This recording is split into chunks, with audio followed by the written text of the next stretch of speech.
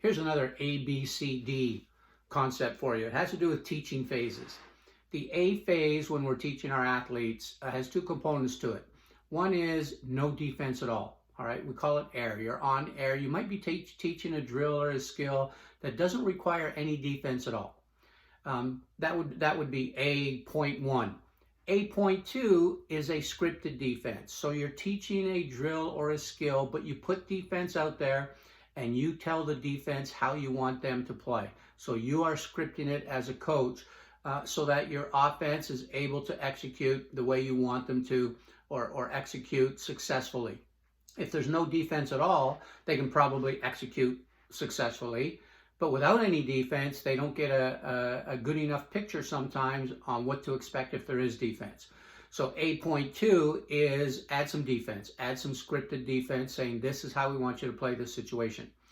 B is decision-making defense. You allow your players to make decisions on how they're going to play defense. They might want to shade to the right, shade to the left. They might want to deny. They might not want to deny. They might want to step back. But on a B phase is you allow your defense to make decisions, and we want to see how the offense is going to react to those decisions.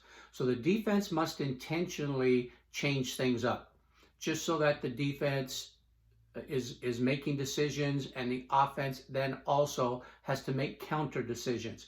C phase is a live drill, 1-on-1, 2-on-2, 3-on-3, and let the players go at it. So whatever the drill or skill is, you let them play full offense against full defense.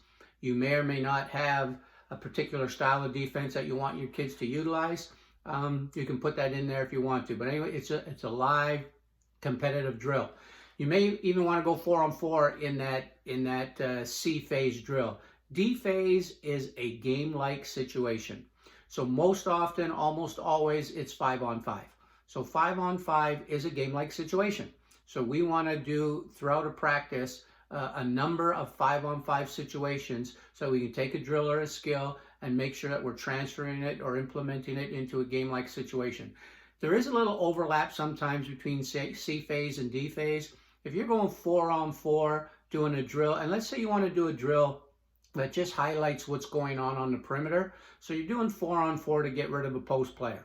That could still be a D phase because it's game-like without a post player, depending on how you play defense, or it's probably C phase because it's not game-like because there's no post player. But there's a fine line sometimes between C phase and D phase.